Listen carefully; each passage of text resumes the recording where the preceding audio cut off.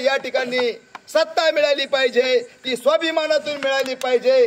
आणि या एका विचाराने बाळासाहेबांनी महाराष्ट्रामध्ये गेले 40 वर्ष या ठिकाणी राजकारण केले। बाळासाहेबांनी सिद्ध करून दिलेलं आहे की तुमच्या आमच्यामध्ये दोन गोष्टी या ठिकाणी निर्माण केलेल्या आहे। पहिलं निर्माण केलेलं तुमच्या आमच्यामध्ये विश्वास, आणि दुसरी गोष्ट निर्माण केली तुमच्या आमच्यामध्ये राजकीय स्वाभिमान। आणि या राजकीय स्वाभिमानातून बाळासाहेबांनी हे सिद्ध करून दाखवलं की आम्ही सुद्धा सत्ताधारी होऊ शकतो। याच्या अगोदर तुमच्या आमच्यामध्ये या काँग्रेसवाल्यांनी तुमचा आमचा जो विश्वास होता तो डळमळीत केला होता। तुम्ही राजकारणात यशस्वी होऊ शकत नाही अशा पद्धतीची परिस्थिती तुमच्या आमच्यामध्ये या ठिकाणी थोडा आणि थोडा या पद्धतीने निर्माण केली होती।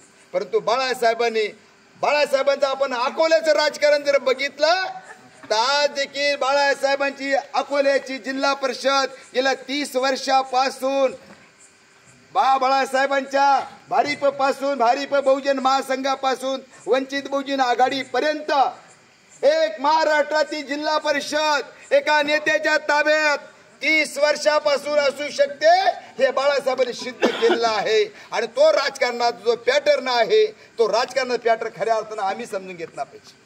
आणि म्हणून या ठिकाणी सुद्धा आपण सत्तेमध्ये जाऊ शकतो, पण आपल्यातला विश्वास आपण या ठिकाणी खऱ्या अर्थानं जागृत केला पाहिजे, समजून घेतला पाहिजे।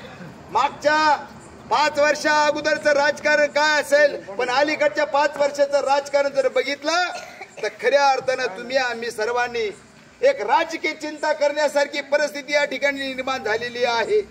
आणि म्हणून या ठिकाणी आपण कालच्या लोकसभेच्या निवडणुकीमध्ये बघितलं की कालच्या लोकसभेच्या निवडणुकीमध्ये तुम्हाला आम्हाला गुमराह करून या ठिकाणी एक प्रचार तयार केला गेला, भारतीय संविधान धोक्यात आहे, भारतीय संविधान धोक्यात आहे, भारतीय संविधान धोक्यात आहे।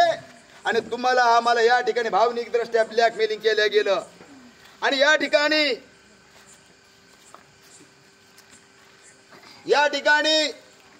या ब्लॅकमेलिंगचा प्रचाराचा या पक्षाला फायदा झाला। तो पक्ष या ठिकाणी संपला होता, तो पक्ष केवळ तुमच्या आमच्यामुळं या ठिकाणी पुनरुज्जीवित झाला। आणि म्हणून या खऱ्या अर्थानं आम्ही जर समजून घेतलं पाहिजे, आमच्या माणसाला जर या ठिकाणी सत्ता जर या ठिकाणी सन्मानाने दिली गेली पाहिजे तर आम्ही प्रस्थापित पक्षांचं राजकारण सुद्धा या ठिकाणी समजून घेतलं पाहिजे।